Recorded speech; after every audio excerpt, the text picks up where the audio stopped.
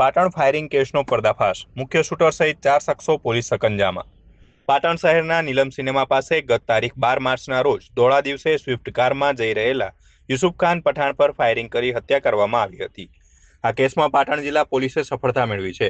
CCTV footage અને technical સર્વેલન્સની મદદથી પોલીસે મુખ્ય શૂટર સહિત 4 શખ્સોને મુદ્દામાલ સાથે ઝડપી પાડી કાયદેસરની કાર્યવાહી હાથ ધરી છે। આરોપીઓને ઘટના સ્થળે બુકડી વિસ્તારમાં લાવી ચુસ્ત પોલીસ બંદોબસ્ત સાથે આરોપી ઝહીર ઉર્ફે ખોખરો અબ્બાસ ખાન બેલીમ, શાહિદ સાजिद શેખ, ઇમરાન ખાન મોહમ્મદ ખાન બલોચ અને એઝાજ ઉર્ફે વેતિયો રસુલભાઈ સિપાઈ પાસે ઘટનાનું રિકન્સ્ટ્રક્શન કરવામાં આવ્યું હતું।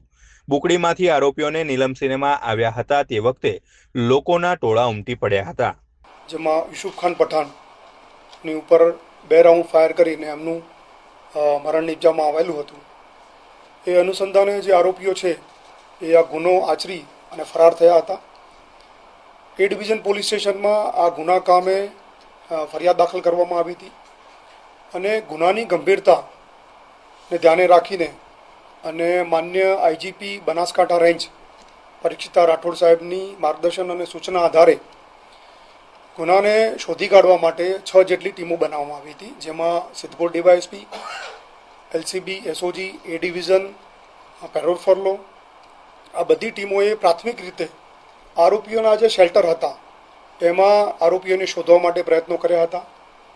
લોકલ જે કેમેરા હતા અને જે સીસીટીવી નેત્રમના કેમેરા હતા એનો ઉપયોગ કરી અને આરોપીઓ ક્યાંથી પસાર થયા હતા એ શોધવામાં આવ્યું હતું અને જેટલા પણ લોકલ સોર્સ છે, હ્યુમન સોર્સ અને બાકીની ટેકનિકલ જે આપણી પાસે અવેલેબલ સર્વિસીસ છે એનો ઉપયોગ કરી અને આરોપીઓ કઈ દિશામાં ભાગ્યા છે એ માટે શોધ કરવામાં આવી રહી હતી।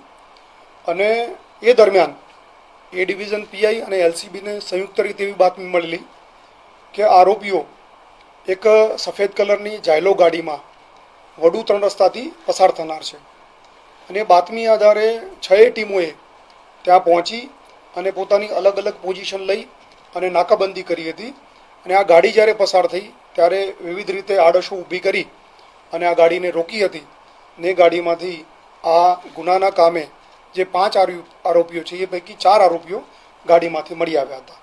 જે 4 આરોપીઓ જે મળી આવ્યા છે તેમાં ઝહીર અબ્બાસ ખાન બેલીમ ઉર્ફે ખોખરો, શાહિદ સાजिद શેખ, ઇમરાન ખાન મોહમ્મદ ખાન બલોચ અને એઝાજ રસુલ ખાન સિપાઈ ઉર્ફે વેતિયો, આ 4 આરોપીઓ એ ગાડીમાંથી પોલીસને મળી આવ્યા હતા। આરોપીઓ મળી આવ્યા બાદ તેમની પૂછપરછ કરવામાં આવી હતી। તો પૂછપરછમાં પ્રાથમિક માહિતી એવી મળી હતી કે ગુનાના કામે જેમણે હથિયાર વાપર્યું હતું એ હથિયાર વડનગરના મોહસિન ઉર્ફે ચટણી હૈદરખાન પઠાણને એ લોકોએ ગુનો કર્યા બાદ આપ્યું હતું। ગુનામાં જે જાયલો ગાડી વપરાઈ છે એ જાયલો ગાડી એ ઉપરાંત રિક્ષા અને 4 મોબાઈલો આ ગુનાના કામે કબજે કરવામાં આવ્યા છે। 2 આરોપીઓ આ ગુનાના કામે હાલ પકડવાના બાકી છે, એમાં મોહમ્મદ ખાન બલોચ અને જેને હથિયાર આપ્યું હતું, ગુનો કર્યા બાદ જેને હથિયાર સોંપવામાં આવ્યું હતું એ મોહસિનના બંનેની હાલ આરોપીઓ તરીકે નામ નીકળ્યા છે અને એમને અટક કરવાના બાકી છે। ઝાહિરનો ઇતિહાસ જોઈએ તો એની ઉપર અલગ અલગ 10 પ્રકારના ગુના દાખલ થયેલા છે, જેમાં રાજ્ય બહારની લૂંટ ધાડ છે અને 302, 307 એ સિવાય મારામારીના પણ ગુનાઓ દાખલ થયેલા છે। બીજો આરોપી જે છે ઇમરાન ખાન બલોચ, એની ઉપર પણ મારામારી અને જુગારના કુલ 7 ગુના દાખલ થયેલા છે। આ ગુના કામે આરોપીઓ પકડાયા છે, પ્રાથમિક પૂછપરછ ચાલુ છે, રિમાન્ડ લઈ અને વધુ પૂછપરછ કરવામાં આવશે। આ આરોપીઓ ક્યાં શેલ્ટર લીધું છે, હથિયાર ક્યાંથી લાવ્યા છે, ગુનામાં કોઈએ મદદ કરી છે કે કેમ અને અન્ય રીતે પણ કોઈ મદદ પહોંચાડી હોય તો એ બધી તપાસ અત્યારે કરવામાં આવનાર છે। પ્રાથમિક રીતે એવું જણાઈ આવે છે કે 3 દિવસ પહેલાં આ પરિવારો વચ્ચે જ્યારે ઝઘડો થયો ત્યારથી જ આ આરોપીઓએ આને મારી નાખવા માટેનું પ્લાનિંગ કર્યું હોય એવું પ્રાથમિક રીતે